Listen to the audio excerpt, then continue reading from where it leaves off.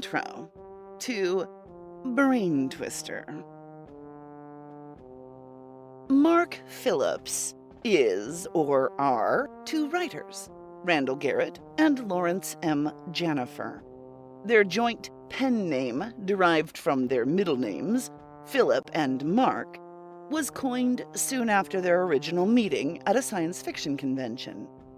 Both men were drunk at the time, which explains a good deal, and only one has ever sobered up. A matter for constant contention between the collaborators is, which one? They have been collaborating for some time now, and have devised an interesting method of work. Mr. Garrett handles the verbs, the adverbs, and the interjections. Mr. Janifer the nouns, pronouns, and adjectives. Conjunctions are a matter of joint decision, and in the case of a tie, the entire game is replayed at Fenway Park, Boston, early in the following year.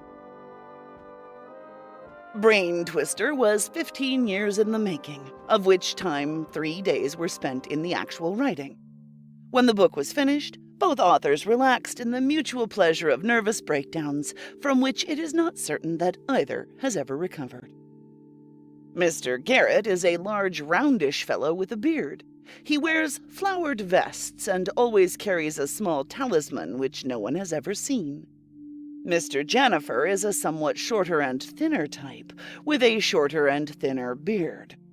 His vests are in solid colors, he wears horn-rimmed glasses because he has always done so, and he is never found without a souvenir subway token from the city of New York. The personal lives of the authors differ widely. Mr. Garrett's hobbies, for instance, include such sports as close-order drill and river pollution. Mr. Janifer, a less active type, prefers sedentary games such as humming or blinking. Mr. Garrett is engaged to an exotically beautiful creature, and the two plan to be married as soon as they run out of excuses. Mr. Janifer, on the other hand, is fascinated by women and hopes someday to meet one. As a note, a shorter version of this work appeared in Astounding Science Fiction under the title of That Sweet Little Old Lady. Brain Twister by Mark Phillips. Prologue. In 1914, it was enemy aliens. In 1930, it was Wobblies. In 1957, it was fellow travelers. And in 1971, Kenneth J. Malone rolled wearily out of bed, wondering what the hell it was going to be now. One thing, he told himself, was absolutely certain. It was going to be terrible. It always was.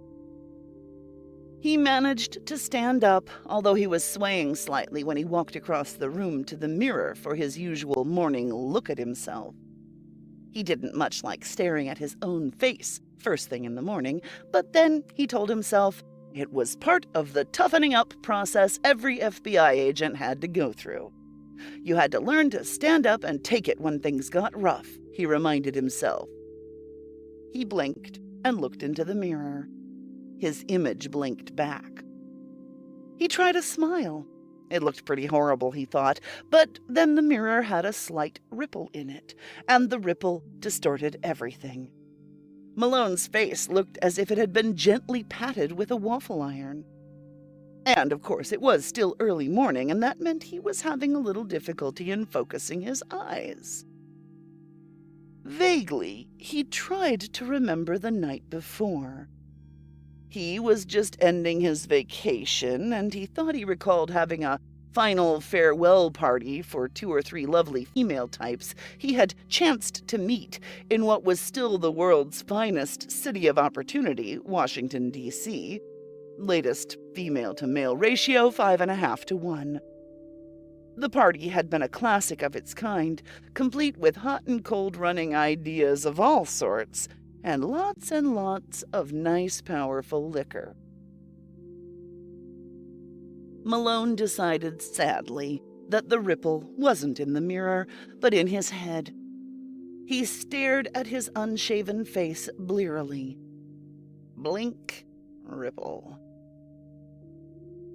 quite impossible, he told himself. Nobody could conceivably look as horrible as Kenneth J. Malone thought he did. Things just couldn't be as bad as all that. Ignoring a still small voice which asked persistently, "Why not?"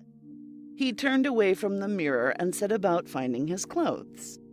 He determined to take his time about getting ready for work. After all, nobody could really complain if he arrived late on his first day after vacation. Everybody knew how tired vacations made a person. And besides, there was probably nothing happening anyway.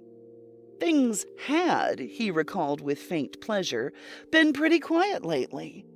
Ever since the counterfeiting gang he'd caught had been put away, crime seemed to have dropped to the nice, simple levels of the 1950s and 60s.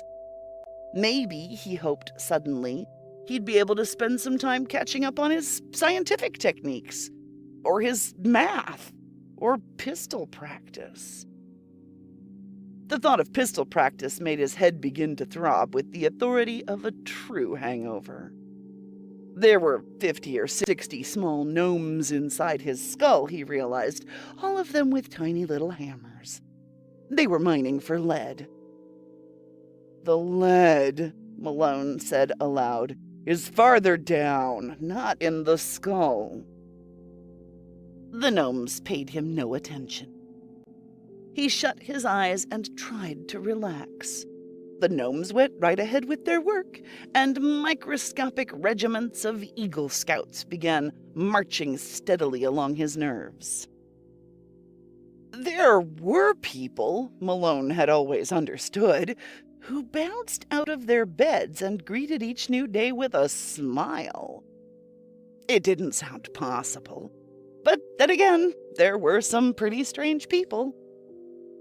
The head of that counterfeiting ring, for instance. Where had he got the idea of picking an alias like André Gide?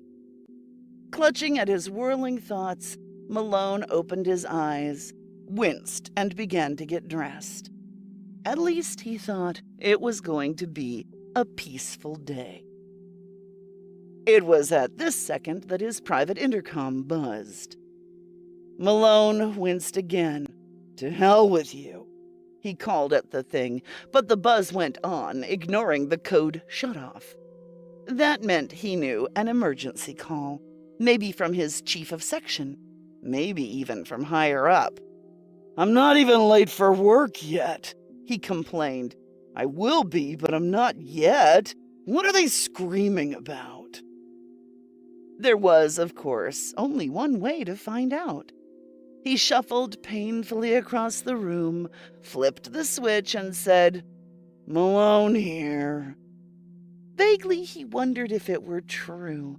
He certainly didn't feel as if he were here, or there, or anywhere at all, in fact. A familiar voice came tinnily out of the receiver. "Malone, get down here right away." The voice belonged to Andrew J. Burris. Malone sighed deeply and felt grateful for the 50th time that he had never had a TV pickup installed in the intercom. He didn't want the FBI chief to see him looking as horrible as he did now, all rippled and everything.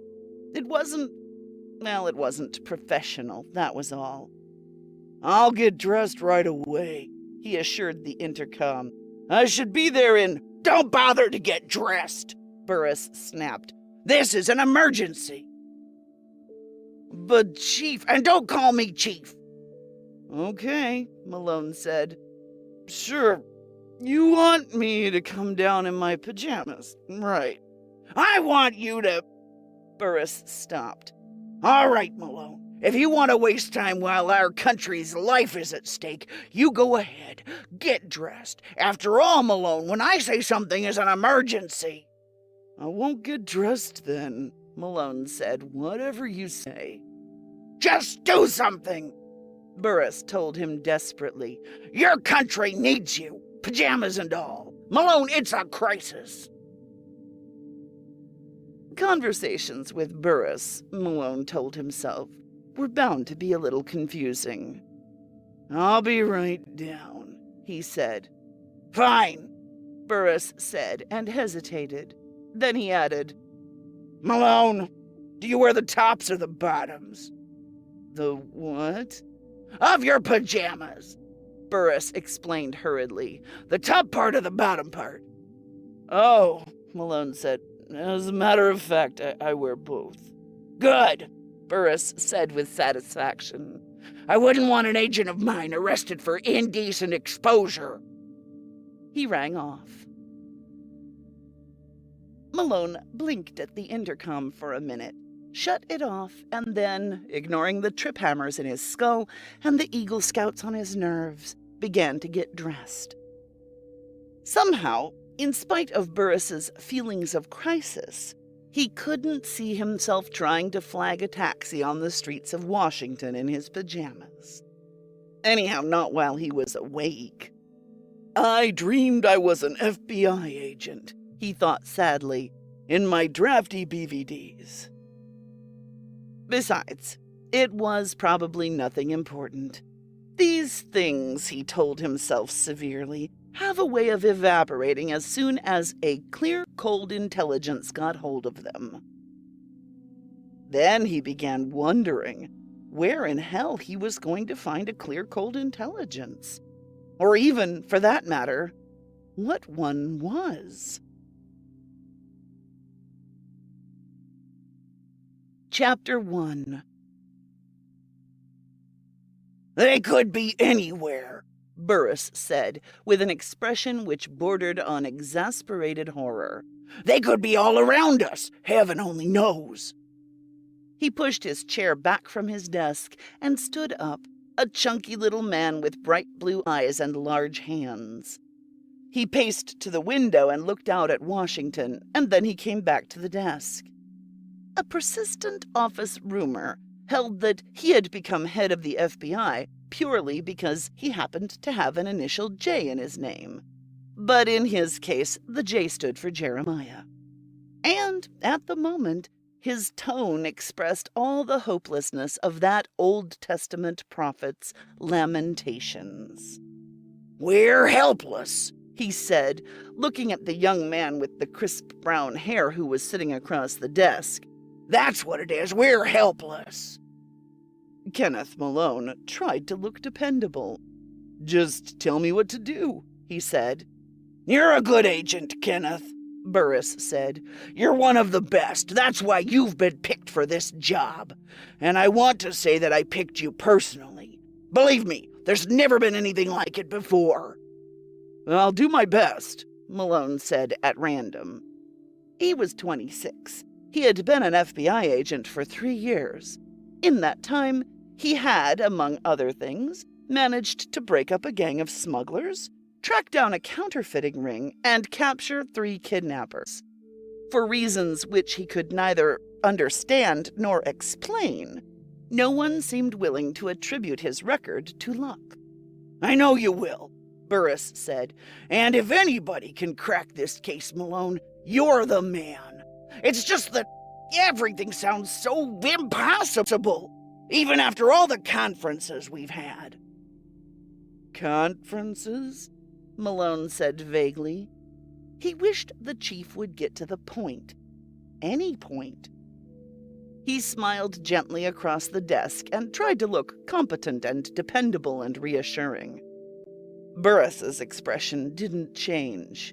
You'll get the conference tapes later, Burris said. You can study them before you leave. I suggest you study them very carefully, Malone. Don't be like me. Don't get confused. He buried his face in his hands. Malone waited patiently. After a few seconds, Burris looked up. Did you read books when you were a child? He asked. Malone said, What? Books, Burris said. When you were a child, read them. Sure I did, Malone said. Bomba the Jungle Boy and Dr. Dolittle and Lucky Star and Little Women. Little Women? When Beth died, Malone said, I wanted to cry. But I didn't. My father said big boys don't cry. And your father was right, Burris said. Why, when I was never mind. Forget about Beth and your father. Think about Lucky Star for a minute. Remember him? Sure, Malone said. I liked those books. You know what's funny? But the books you read when you're a kid, they kind of stay with you. Know what I mean? I can still remember that one about Venus, for instance. Gee, that was... Never mind about Venus, too, Burris said sharply. Keep your mind on the problem. Yes, sir, Malone said. He paused. What problem, sir? He added. The problem we're discussing, Burris said. He gave Malone a bright blank stare. My God, he said. Just listen to me. Yes, sir. All right, then. Burris took a deep breath. He seemed nervous. Once again, he stood up and went to the window. This time, he spoke without turning. Remember how everybody used to laugh about spaceships and orbital satellites and life on other planets? That was just in those Lucky Star books. That was all just for kids, wasn't it? Well, I don't know, Malone said slowly. Sure, it was all for kids, Burris said. It was laughable. Nobody took it seriously. Well, somebody must... You just keep quiet and listen, Burris said. Yes, sir, Malone said. Burris nodded. His hands were clasped behind his back. We're not laughing anymore, are we, Malone? He said without moving. There was silence. Well, are we? Did you want me to answer, sir? Of course I did, Burris snapped. You told me to keep quiet and... Never mind what I told you, Burris said. Just do what I told you. Yes, sir, Malone said. No, sir, he added after a second. No, sir, what? Burris asked softly. No, sir, we're not laughing anymore, Malone said. Ah, Burris said. And why aren't we laughing anymore? There was a little pause. Malone said, tentatively, Because there's nothing to laugh about, sir? Burris whirled. On the head, he said happily. You've hit the nail on the head, Kenneth. I knew I could depend on you. His voice grew serious again and thoughtful. We're not laughing anymore because there's nothing to laugh about. We have orbital satellites and we've landed on the moon with an atomic rocket. The planets are the next step, and after that, the stars. Man's heritage, Kenneth. The stars.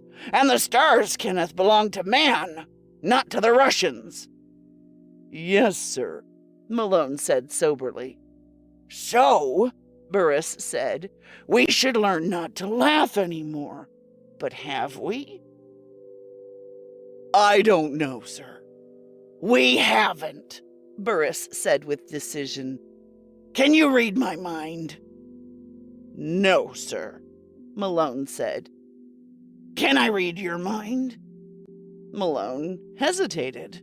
At last he said, Not that I know of, sir. Well, I can't, Burris snapped. And can any of us read each other's mind? Malone shook his head. No, sir, he said. Burris nodded. That's the problem, he said. That's the case I'm sending you out to crack. This time, the silence was a long one. At last, Malone said, What problem, sir? Mind reading, Burris said.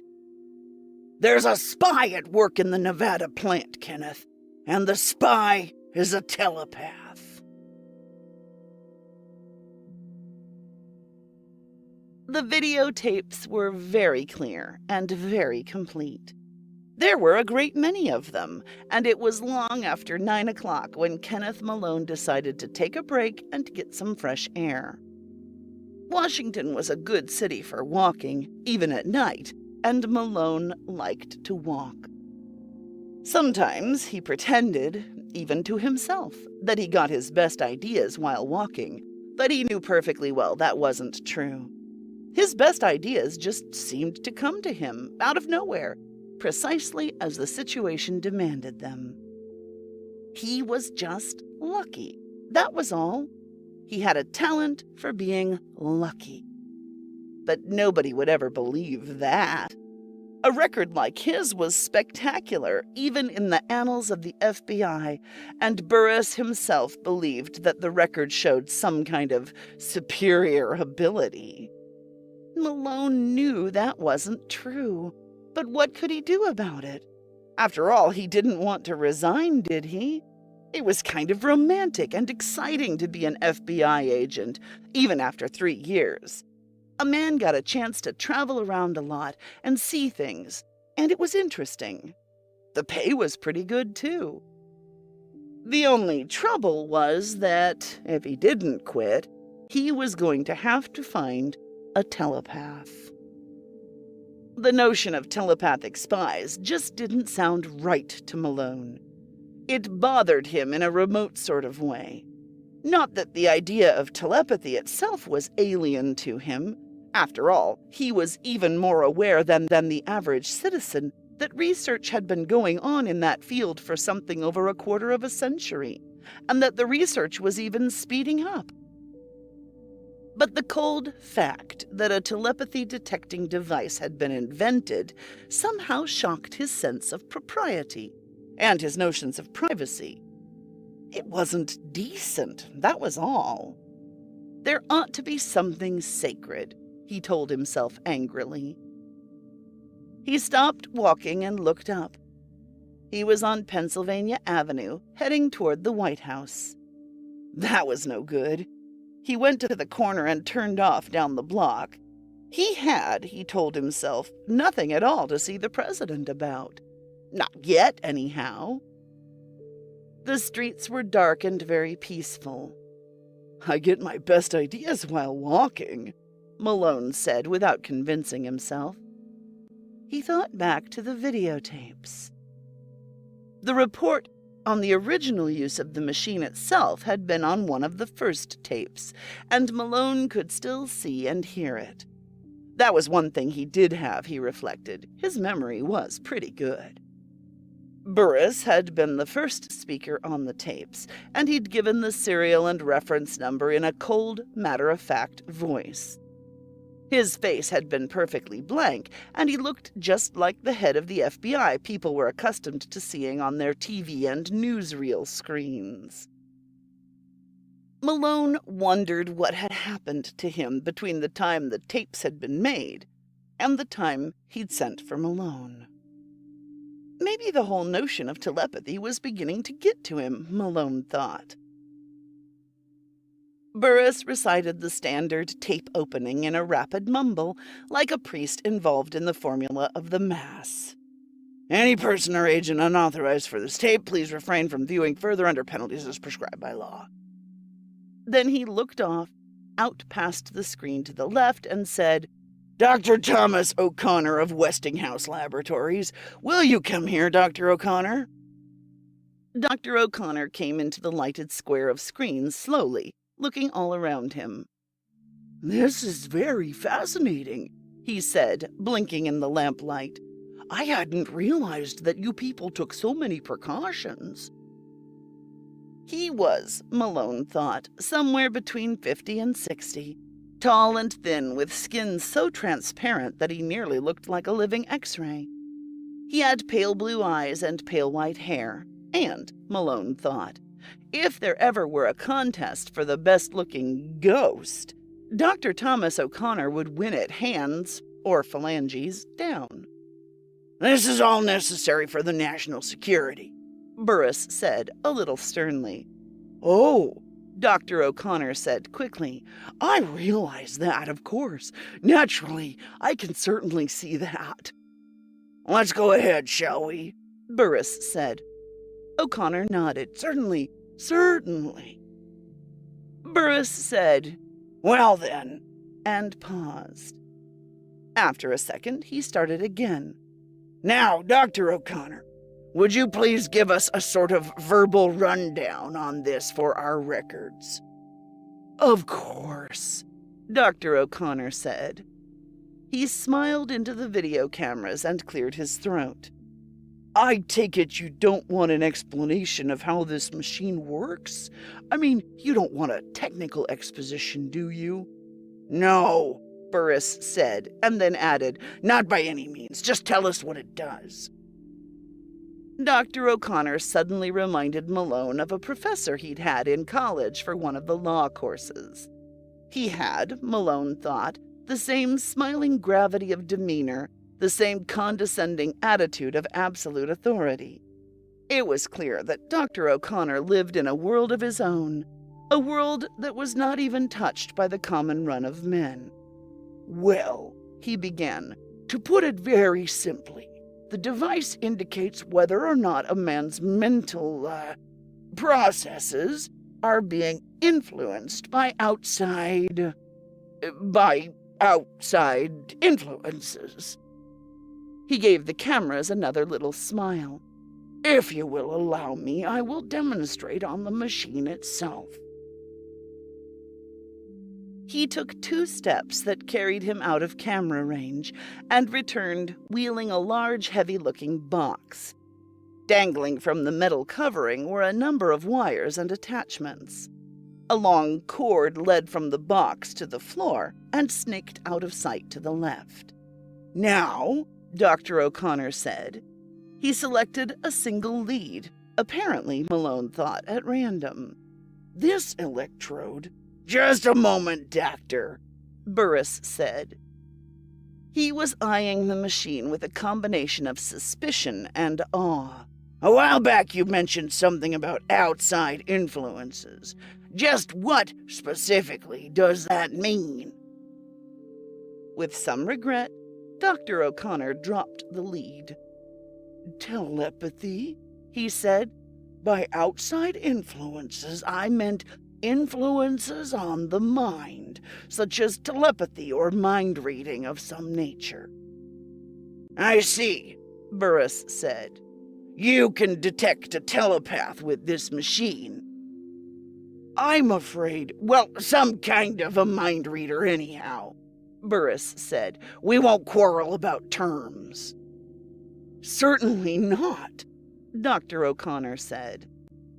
The smile he turned on Burris was as cold and empty as the inside of Orbital Station 1. What I meant was, if you will permit me to continue, that we cannot detect any sort of telepathy or mind reader with this device. To be frank, I very much wish that we could. It would make everything a great deal simpler. However, the laws of psionics don't seem to operate that way. Well then, Burris said, what does the thing do? His face wore a mask of confusion. Momentarily, Malone felt sorry for his chief. He could remember how he'd felt himself when that law professor had come up with a particularly baffling question in class. This machine, Dr. O'Connor said with authority, detects the slight variations in mental activity that occur when a person's mind is being read. You mean, if my mind were being read right now? Not right now, Dr. O'Connor said. You see, the bulk of this machine is in Nevada. The structure is both too heavy and too delicate for transport, and there are other qualifications. I meant theoretically, Burris said. Theoretically? Dr. O'Connor began and smiled again. Theoretically, if your mind were being read, this machine would detect it, supposing that the machine were in operating condition and all of the other qualifications had been met. You see, Mr. Burris, no matter how poor a telepath a man may be, he has some slight ability, even if only very slight, to detect the fact that his mind is being read. You mean, if somebody was reading my mind, I'd know it? Burris said. His face showed, Malone realized, that he plainly disbelieved this statement. You would know it, Dr. O'Connor said. but you would never know you knew it. To elucidate, in a normal person like you, for instance, or even like myself, the state of having one's mind read merely results in a vague, almost subconscious feeling of irritation. Something that could easily be attributed to minor worries or fluctuations in one's hormonal balance. The hormonal balance, Mr. Burris, is— Thank you, Burris said with a trace of irritation. I know what hormones are. Ah, good, Dr. O'Connor said equably. In any case, to continue. This machine interprets those specific feelings as indications that the mind is being, eavesdropped upon.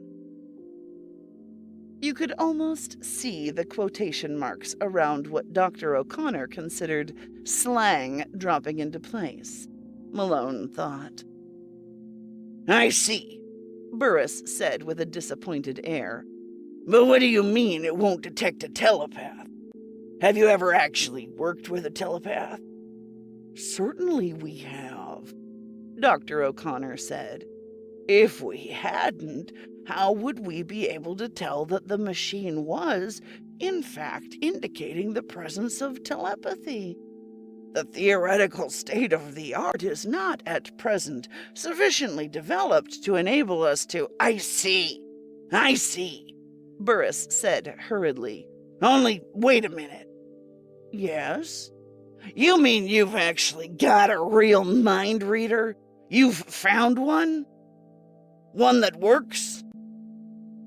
Dr. O'Connor shook his head sadly.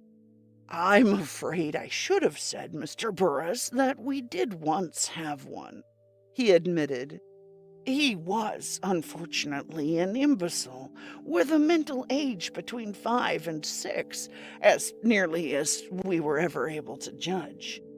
An imbecile, Burris said.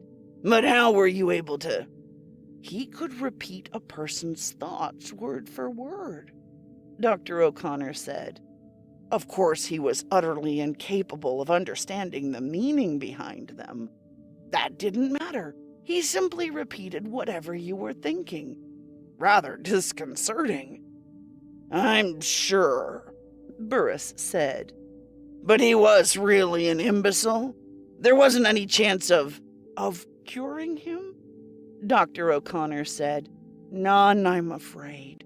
We did at one time feel that there had been a mental breakdown early in the boy's life, and indeed, it's perfectly possible that he was normal for the first year or so.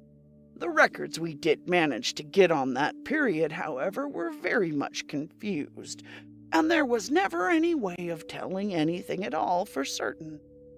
It's easy to see what caused the confusion, of course. Telepathy in an imbecile is rather an oddity, and any normal adult would probably be rather hesitant about admitting that he was capable of it.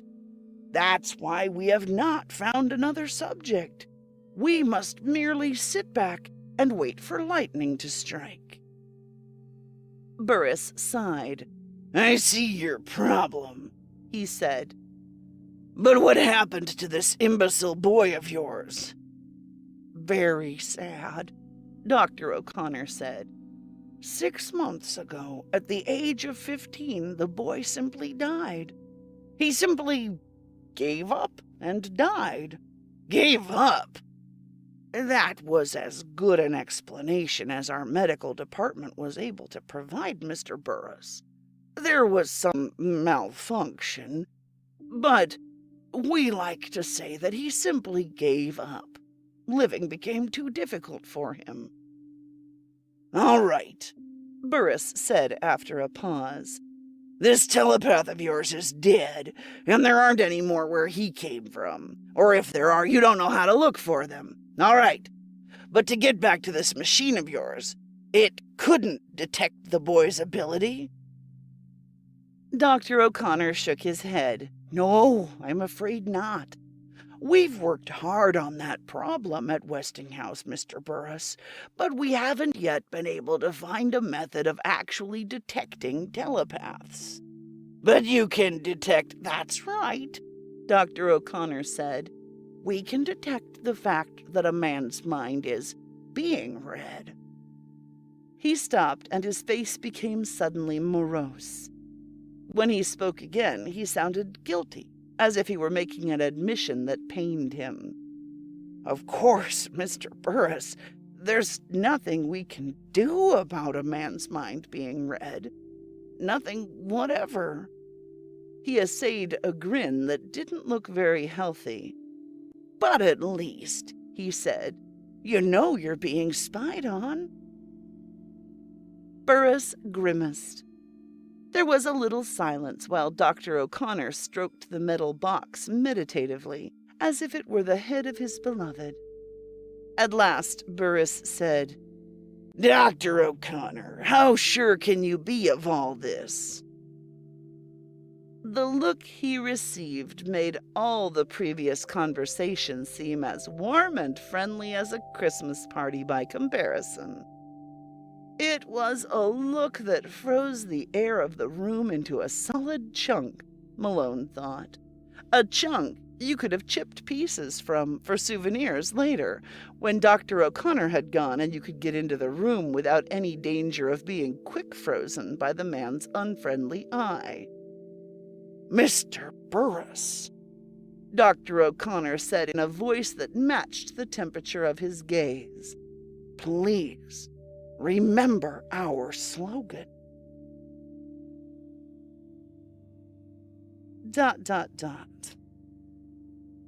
Malone sighed. He fished in his pocket for a pack of cigarettes, found one, and extracted a single cigarette. He stuck it in his mouth and started fishing in various pockets for his lighter. He sighed again.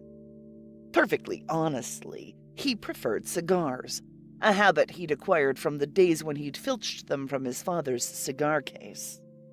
But his mental picture of a fearless and alert young FBI agent didn't include a cigar. Somehow, remembering his father as neither fearless nor exactly alert, anyway, not the way the movies and the TV screens liked to picture the words, he had the impression that cigars looked out of place on FBI agents. And it was, in any case, a small sacrifice to make. He found his lighter and shielded it from the brisk wind. He looked out over water at the Jefferson Memorial and was surprised that he'd managed to walk as far as he had. Then he stopped thinking about walking and took a puff of his cigarette and forced himself to think about the job in hand. Naturally, the Westinghouse gadget had been declared ultra top secret as soon as it had been worked out. Virtually everything was these days. And the whole group involved in the machine and its workings had been transferred without delay to the United States laboratories out in Yucca Flats, Nevada. Out there in the desert, there just wasn't much to do, Malone supposed, except to play with the machine. And, of course, look at the scenery. But when you've seen one desert, Malone thought confusedly, you've seen them all. So the scientists ran experiments on the machine, and they made a discovery of a kind they hadn't been looking for. Somebody, they discovered, was picking the brains of the scientists there. Not the brains of the people working with the telepathy machine, and not the brains of the people working on the several other Earth-limited projects at Yucca Flats. They'd been reading the minds of some of the scientists working on the new and highly classified non-rocket space drive. In other words, the Yucca Flats plant was infested with a telepathic spy. And how do you go about finding a telepath? Malone sighed. Spies that got information in any of the usual ways were tough enough to locate. A telepathic spy was a lot tougher proposition. Well, one thing about Andrew J. Burris, he had an answer for everything. Malone thought of what his chief had said. It takes a thief to catch a thief, and if the Westinghouse machine won't locate a telepathic spy, I know what will.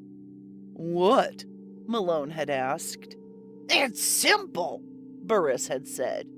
Another telepath. There has to be one around somewhere. Westinghouse did have one after all, and the Russians still have one. Malone, that's your job. Go out and find me a telepath. Burris had an answer for everything, all right, Malone thought. But he couldn't see where the answer did him very much good. After all, if it takes a telepath to catch a telepath, how do you catch the telepath you're going to use to catch the first telepath? Malone ran that through his mind again, and then gave it up. It sounded as if it should have made sense somehow, but it just didn't, and that was all there was to that. He dropped his cigarette to the ground and mashed it out with the toe of his shoe. Then he looked up. Out there, over the water, was the Jefferson Memorial. It stood white in the floodlights, beautiful and untouchable in the darkness. Malone stared at it. What would Thomas Jefferson have done in a crisis like this?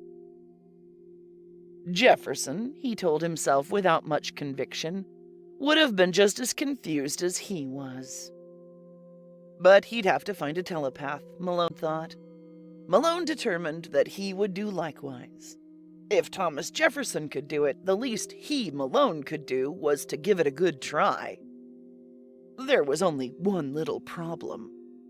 Where, Malone thought, do I start looking?